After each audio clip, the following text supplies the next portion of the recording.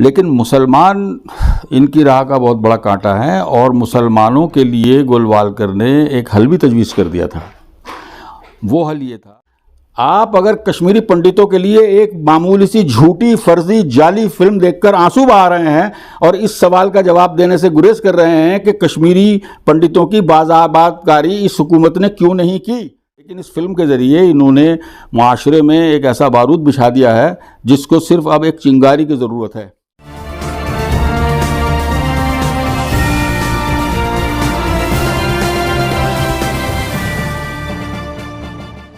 खबरें में आपका खैर मकदम है। मैं हूं कासिम सैयद।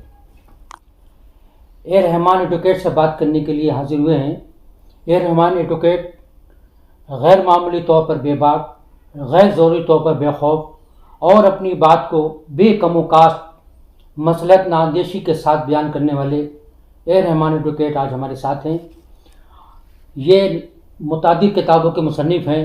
मुल्की और मिली उमूर पर इनकी गहरी नज़र है और वक्तन फ़क्तन आप उनके तबसरों से, उनके तजियात से, अखबारात और टीवी चैनलों के ज़रिए वाक़फ़त हासिल करते रहते होंगे।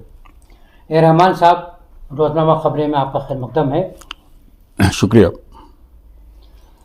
जनाब। ये बताएं कि इस वक्त कश्मीर फाइल्स को लेकर मुल्क में एक हैजान बर्पा कर दिया गया है और सबसे अहम बात यह है कि कश्मीर फाइल्स के लिए जिस तरह से सरकार और जिस तरह से हुक्मरान जमात उसकी पब्लिसिटी कर रही है, उसके पशपना है, उसके पीछे खड़ी हुई है, इन तमाम बातों को अगर मिलाकर देखें तो आपको कुछ गैर मामूली नज़र नहीं आता।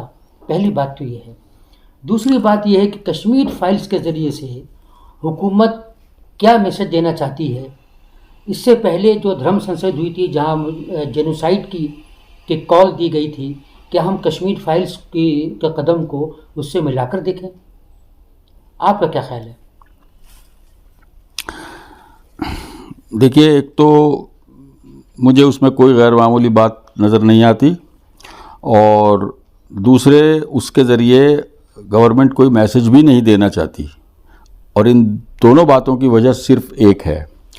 वो वजह यह है कि इससे अक्सर हमारा मुस्लिम तबका जो है, हिंदुस्तानी मुसलमान, इस चीज़ से लाइल्म है और मैं इस मौजू पर अक्सर ये बात वाज़े करता रहता हूँ कि ये जो कुछ भी हो रहा है ये एक मंसूबाबंद तरीके से हो रहा है और ये आरएसएस के उस मुस्लिम दुश्मन एजेंडे को आगे बढ़ाने की तराकीब हैं तमाम और हरबे हैं, जो एजेंडा और उसको नाफिज करने का तरीक़ा गुरु गोलवालकर ने तय कर दिया था। 1966 में उनकी एक किताब छपी थी, bunch of thoughts.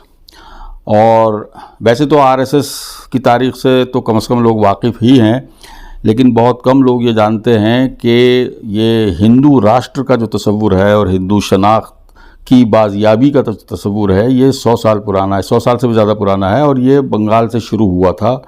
Chandranath Basu नाम का एक शख्स था जो बंकिम चंद्र चटर्जी ने जिसके ख़यालात और नज़रियात को फिर आगे बढ़ाया, वंदे मातरम वगैरह, वहाँ से शुरू हुआ था। लोग आरएसएस के एजेंडे के सिलसिले में सिर्फ 1925 तक जाते हैं जब आरएसएस कायम हुई, लेकिन उससे पहले जब हिंदू महासभा किस एजेंडे को आगे बढ़ा रही थी इस पर लोग नहीं सोचते। तो ये वाज़े करना बहुत ज़रूरी है और ये एक तंबीह के तौर पर मुसलमानों के लिए कि गुरु गोलवालकर ने लिखा था कि हिंदू राष्ट्र की राह में सिर्फ 3 चीज़ें मज़ाहिम हैं इस मुल्क में। 3 फ़िरक़े कह लीजिए, 3 जमातें कह लीजिए, एक तो कम्युनिस्ट, दूसरे ईसाई और तीसरे मुसलमान। अब इसमें सबसे बड़ी जो इनके लिए सद्दे राह है उस एजेंडे को नाफिज करने में, वो मुसलमान हैं, क्योंकि एक तो तादाद में बहुत ज़्यादा हैं, 20 करोड़ मुसलमान। ईसाइयों को भी कहा गोलवालकर ने, लेकिन ईसाई तो बहुत कलील तादाद में हैं, हालांकि उनके ख़िलाफ़ भी बहुत कुछ ये शरारतें हो चुकी हैं और होती रहती हैं। कम्युनिस्टों का अब होना ना होना बराबर है तक कमोवेश, लेकिन मुसलमान इनकी राह का बहुत बड़ा कांटा है और मुसलमानों के लिए गोलवालकर ने एक हल भी तजवीज़ कर दिया था। वो हल ये था कि या तो मुसलमान अपनी शनाख्त मिटाकर हिंदू माशरे में जम हो जाएं, यही लफ्ज़ इस्तेमाल किया है उसने, एसिमिलेट हो जाएं हिंदू सोसाइटी में, और या मुल्क छोड़कर चले जाएं। तो ये जो कुछ हो रहा है ये बड़ा मंसूबा एक एक बात जो होती है, देखिए मैं अभी आपको तारीख़ी हवाले से साबित कर दूंगा कि ये सब कुछ, इसका मंसूबा कब बनाया गया होगा। दी कश्मीर फाइल्स कहने को एक मामूली सी फिल्म है, लेकिन इसके सिलसिले में मैं सबसे अफसोसनाक पेशरफ जो समझता हूँ वो ये है कि मुल्क के वज़ीर आज़म ने फिल्म को देखे बग़ैर उस फिल्म की टीम को घर बुलाकर उनकी पजीराई की, उनकी तारीफ़ भी की, बल्कि अपनी तरफ से ये तबसरा तक जड़ दिया कि भाई लोग सुनना नहीं चाहते हैं, लोग सच नहीं सुनना चाहते हैं, और जिन लोगों को एतराज़ हो रहा है वो अपनी फ़िल्म बना लें। ये भी कहा फिल्म ये दिखाती है कि इनके साथ जो कुछ हुआ वो मुसलमानों ने किया। तो अब इसकी ज़रा सी क्रोनोलॉजी सुन लीजिए। इसकी इब्तिदा आप कीजिए 1987 के इलेक्शन से, और ये मैं कोई भी बात अपनी तरफ से नहीं कह रहा, ये सब डॉक्यूमेंटेड है, हर चीज़ का दस्तावेजी सबूत मौजूद है, हर चीज़ का हुकूमत की तरफ से एतराफ़ तक मौजूद है। 1987 के इलेक्शन में नेशनल कॉन्फ्रेंस और कांग्रेस ने मिलकर जो इलेक्शन लड़ा, तो उनके मुकाबले में बाज़ इस्लामी एक फ्रंट बनाया जिसका नाम था मुस्लिम यूनाइटेड फ्रंट, कश्मीरी उसको मफ़ कहते हैं, सिर्फ मफ़। उन्होंने इस गठबंधन के ख़िलाफ़ इलेक्शन लड़ा, लेकिन नेशनल कॉन्फ्रेंस और कांग्रेस ने उस इलेक्शन में बहुत बदउनवानी, बेईमानी, धांधली सब कुछ की, और तो और इनका एक मफ़का जो बिल्कुल जीता हुआ कैंडिडेट था उसका ऐलान भी हो गया था उसकी फ़तेह का, उसको दोबारा काउंटिंग करा के और उसको डिफीटेड करार, यानी हारा हुआ करार दे दिया गया। सैयद सलाउद्दीन को कह रहे हैं? जी, सलाउद्दीन जगत कमांडर है सैयद सलाउद्दीन। मैं उसी की तरफ आ रहा हूँ कि देखिए कैसे हुआ। अच्छा, जब उसने शोर मचाया और एतराज़ किया तो उसको जेल में डाल दिया, और उसके एजेंट को भी जेल में डाल दिया। और वो एजेंट कौन था? यासीन मलिक। 20 महीने तक ये लोग जेल में रहे, और जब वो जेल से छूटा तो वो फ़ौरन पाकिस्तान चला गया। अब यहाँ पाकिस्तान का इसमें एक और बहुत अहम ज़ाविया है जिसका इससे ताल्लुक़ भी है। यासीन मलिक यहीं रहा, और यहीं रहकर उसने किया जो कुछ भी किया, अलहदगी पसंदगी की या आज़ादी का नारा लगाया वगैरह वगैरह। अब जनाब सलाहुद्दीन का फ़ायदा, अब यहाँ पाकिस्तान का ज़ाविया शुरू होता है। पाकिस्तान 1971 की जो ज़िल्लत आमेज़ शिकस्त हिंदुस्तान के हाथों उसको हुई थी, और वहाँ जिस तरीके से बांग्लादेशियों का कत्लेआम हुआ, और यानी पाकिस्तान यूँ समझ लीजिए कि हिंदुस्तान से इंतकाम लेना चाहता था उस शिकस्त का। तो ISI ने खुफिया तौर पर कई साल से हिंदुस्तान के ख़िलाफ़ एक ऑपरेशन शुरू कर रखा था जिसको ऑपरेशन टोपैज़ कहते हैं। कश्मीरी पंडित तब निकाले कैसे गए, ज़रा यहाँ आ जाइए।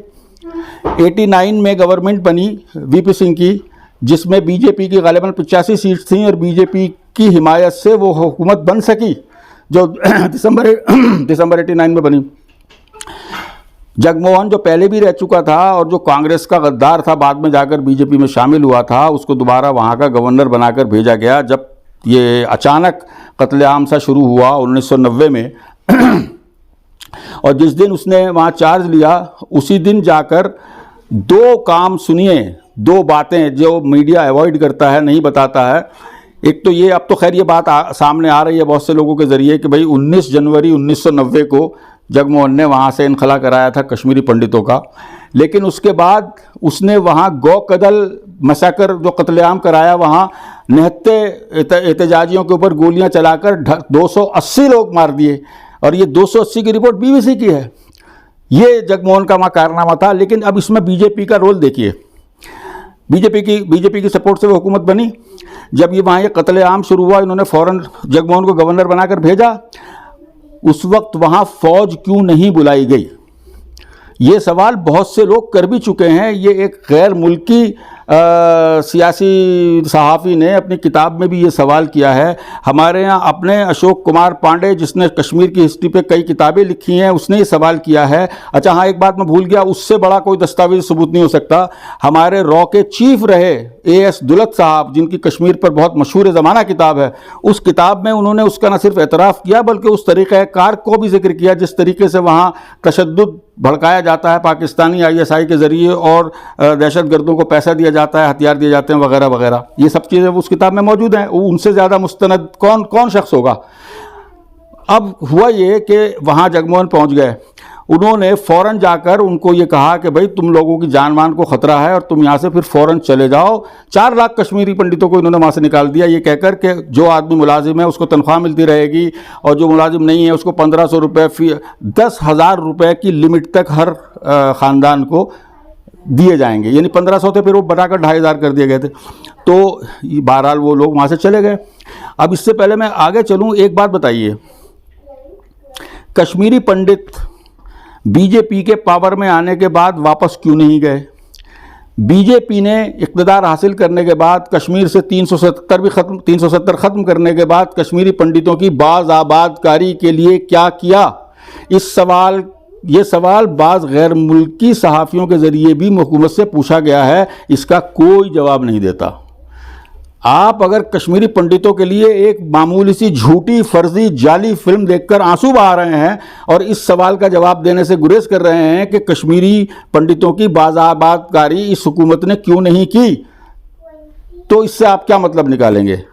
लेकिन फिर मैं फिल्म पे आता हूँ। अब ये देखिए 1990 में जब ये सब कुछ हुआ, बीजेपी की सपोर्ट कायम रही। बीजेपी अगर चाहती तो अपनी सपोर्ट विदड्रॉ कर लेती और हुकूमत गिर जाती, जो कि गिरी। लेकिन वो हुकूमत कब गिरी? वो हुकूमत गिरी नवंबर 1990 में, और वो भी उस वक्त गिरी जब राम रथ LK अडवाणी का रोक दिया और उसको गिरफ्तार कर लिया गया। तो वो उन्होंने हुकूमत से अपनी सपोर्ट वापस ले ली, हुकूमत गिर गई। तो ये तमाम सवालात जो हैं इनका जवाब कोई नहीं देता, लेकिन तारीख़ी दस्तावेज़ात से, तारीख़ी वाक़यात से और हर तरह से ये साबित होता है कि पूरी तरह से नंबर 1 कश्मीरी पंडितों के साथ कोई जुल्म नहीं हुआ। जब एक RTI डाली गई कि भाई 1990 से लेकर आज तक कितने लोग वहाँ तशद्दुद का शिकार हुए, ख़्वाह वो पुलिस की गोली से मरे, सिक्योरिटी की गोली या किसी भी तरह मरे या दहशतगर्दों की गोली से मरे, तो उसमें जो दीगर फ़िरक़े हैं, दीगर उसकी मुराद ज़ाहिर है मुसलमान हैं, वहाँ और तो कोई तीसरा फ़िरक़ा है नहीं, उनके 1565 वो बताते हैं लोग मरे हैं। और कश्मीरी पंडित 89 यानी 89 की तादाद में मरे हैं, जिसको फिल्म जीनोसाइड बता रही है, नस्ल कुशी। यानी 89 कश्मीरी पंडितों पर मुश्तमिल थी कश्मीरी पंडित नस्ल, जो ख़त्म कर दी मुसलमानों ने, वो भी। ये देखिए आप। उसके बाद बीजेपी ने जिस तरीके से, देखिए वहाँ कश्मीर में, एक तो ये याद रखिए कि कश्मीर में मुसलमानों की तादाद 95 से 97% तक रही है हमेशा इस पूरे दौर में। अगर वो कश्मीरी मुसलमान कश्मीरी पंडितों के दुश्मन होते जो सिर्फ 2% थे, तो क्या इनमें से एक भी कश्मीरी पंडित वहाँ से ज़िंदा बचकर आ सकता था? जिस तरह के वहाँ हालात थे, फिल्म में ये दिखाया गया है। फिल्म की इब्तिदा में ही कि साहब बड़ा ख़तरनाक माहौल है, बड़ा मखदूश माहौल है, लेकिन वो मखदूश माहौल किसके लिए है ये नहीं बताया गया। वो मखदूश माहौल किसने पैदा किया? मुसलमानों ने। ये दिखाती है फिल्म। और कश्मीरी बहुत दहशत में है, कश्मीरी बहुत खौफ में है और माहौल बहुत ख़राब है। लेकिन माहौल क्यों ख़राब है, क्या ख़राब है, किसके लिए ख़राब है, किसने किया, इन बात, मिसाल के तौर पर यासीन मलिक को फिल्म में दिखाया गया है, सलाउद्दीन को नहीं दिखाया गया, जबकि वो हिज़्बुल मुजाहिदीन का कमांडर है। और जितनी भी कश्मीर में दहशतगर्दाना सरगर्मियाँ होती हैं उनमें कितना बड़ा हाथ होता है सलाउद्दीन का, और उसका क्या उसमें किरदार है, ये सब जानते हैं, या ये बताने की ज़रूरत है? लेकिन उसका जिक्र भी नहीं है, क्योंकि उसका जिक्र करेंगे तो इसका जिक्र आएगा कि वो इलेक्शन लड़ा था, जीता था, और बदुनवानी करके, धांधली करके उसको डिफीटेड यानी हारा हुआ दिखाया गया, और जिसके इंतकाम के तौर पर वो पाकिस्तान चला गया और वहाँ पाकिस्तानियों ने हाथों हाथ लिया उसको और कश्मीर के ख़िलाफ़ ये सारा बवंडर खड़ा कर दिया। तो ये सारी बातें देखिए। इस फिल्म के बारे में अगर एक जुमले में मैं कहना चाहूँ तो ये कहूँगा कि इन लोगों ने, जाहिर है वो अपने उस मनसूबाबंद एजेंडे को आगे बढ़ाने के लिए ही तमाम चीज़ें ये हो रही हैं, लेकिन इस फिल्म के ज़रिए इन्होंने माशरे में एक ऐसा बारूद बिछा दिया है जिसको सिर्फ अब एक चिंगारी की ज़रूरत है। और जिस तरीके से उस एजेंडा को आगे बढ़ाने के लिए मुस्लिम दुश्मनी और मुसलमानों की शनाख्त ख़त्म करने की कोशिशें, जैसे शाही ईदगाह मथुरा वाली जो है अब जद पर आ गई है, उसकी पटिशन खुल गई उसके ख़िलाफ़, और वो भी जाएगी, वो नहीं बच सकती। तो एक ऐसा माहौल खुसूसन इस फिल्म के आने के बाद तो कुछ बहुत ख़तरनाक वाक़यात हुए हैं और एक ऐसा माहौल पैदा हो गया है कि जो तबाह कुन है मुल्क के लिए, और बिल्कुल ऐसा लग रहा है कि मुल्क किसी भी दिन खाना जंगी में मुब्तला हो सकता है, बगावत, कुछ भी हो सकता है। रहमान साहब, ये आपने जो खाना जंगी की बात कही, एक तबका है जो इस ख्याल का हामी है कि ये मुल्क जेनोसाइड की तरफ जा रहा है, लेकिन एक तबका और भी है जो ये कह रहा है कि ये सिर्फ डराने की बातें हैं, डिमोरलाइज करने की बातें हैं, और इससे मुसलमानों के अंदर और ज़्यादा एहसास तन्हाई पैदा होगा। तो क्या वाक़ईतन ये मुल्क जेनोसाइड की तरफ जा रहा है? पहला सवाल। और अगर जा रहा है तो उन हालात में मुसलमानों के सामने क्या मुतबादिल है? बहुत मुख्तसर अंदाज में आप ज़रा बताएं। भाई बहुत मुख्तसर अंदाज में यह है कि जो इक़्तिदार इस वक्त बीजेपी के हाथ में है और आरएसएस की जो, भाई देखिए बीजेपी आरएसएस का सियासी विंग है, सीधी सी बात है, उसका सियासी बाजू है, और जिस एजेंडा को ये अपनी जान पर खेलकर और कुछ भी करके नाफिज करना चाहते हैं, उसके लिए ये कुछ भी कर सकते हैं। जेनोसाइड की धर्म संसद करके धमकियां तो पहले ही दे दी गई हैं, और इस वक्त इन लोगों का जो रवैया है वो बिल्कुल इस पर मबनी है, इस जुमले पर कि हम जो चाहें कर सकते हैं और करके दिखा देंगे, और तुम रोक सकते हो तो हमें रोक लो।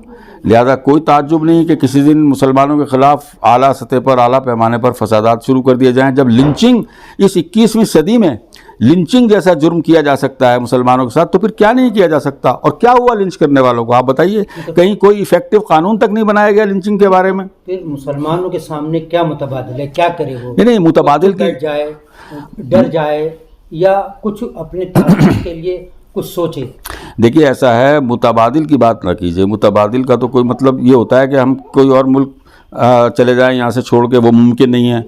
सारे मुसलमान कत्ल कर दिए जाएं, ये भी मुमकिन नहीं है, ये भी ये लोग जानते हैं अच्छी तरह से। ये सीएए जब शुरू किया था, सिटीजनशिप एक्ट में जो तरमीम वगैरह की थी, और वो कैंप बना दिए, वो हिटलर की तर्ज पर, जो हिटलर ने यहूदियों के साथ किया जर्मनी में, वो करना चाहते थे मुसलमानों के साथ। वो प्लान अब भी है अपनी जगह पर, लेकिन 20 करोड़ आदमियों को आप मुल्क से निकाल थोड़ी सकते हैं।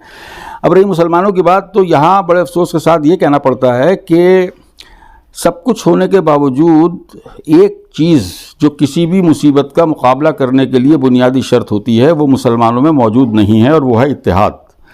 जो लोग आज तक इतने ख़तरनाक वाक़यात हो जाने के बावजूद कोई एक लाए अमल तक नहीं तैयार कर सके, अपनी बका के लिए कोई लाए अमल नहीं बना, उस लाए अमल बनाने की बात भी कहीं नहीं हो रही है। किसकी तरफ इशारा है आपका? ये मेरा तमाम मुस्लिम तंजीमों की तरफ इशारा है, तमाम उन लोगों की तरफ इशारा है जो ख़ुद को सियासी कायदीन समझते हैं या रहे हैं या हैं, लेकिन उनमें से कौन ऐसा है आप मुझे बताइए।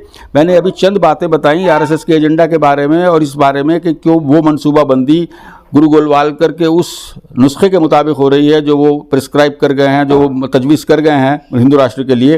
किस मुस्लिम कायद ने खड़े होकर ये तंबीह की मुस्लिम कौम को बताया कि तुम्हारे साथ ये होने वाला है, या कम से कम ये बताया कि ये तेरी बर्बादियों के मशवरे हैं आसमानों में, और वो मशवरे ये हैं, ये लोग ये करना चाहते हैं? क्या आज तक किसी ने बिल्तफसील बताया कौम को खड़े होकर? कहीं पर भी, कहीं भी नहीं बताया। और मुतबादिल पेश करना या लायामल करना तो बात की बात है, पहले आप मसले को समझिए तो सही, और उसके बाद उसे आवाम तक समझाइए तो सही।